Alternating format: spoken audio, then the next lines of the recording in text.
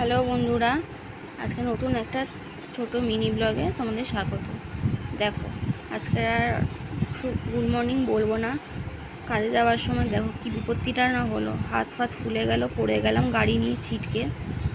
কারণ হচ্ছে একটা লরি গেছিলো খানিকক্ষণ আগেই ওই রাস্তায়, পুরো মোবিল পড়েছিল আর টার্নিংয়ের পয়েন্টেই।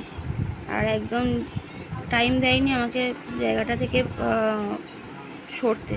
তেলটার ওপরে উঠে গেছিলাম, পুরো দেখো কি অবস্থা হয়ে গেল। সঙ্গে সঙ্গে স্পিড খেতে খেতে কতটা চলে গেলাম। হাতটার কি অবস্থা দেখো, ঠোঁটটা তো দেখলে, ওই হাতেরও অবস্থা খুব খারাপ, দাঁত ভেঙে গেছে। এই দেখো হাত ফাত ফুলে কি অবস্থা হয়ে গেছে, খুব যন্ত্রণা করছে। এই যাব আবার হসপিটালে।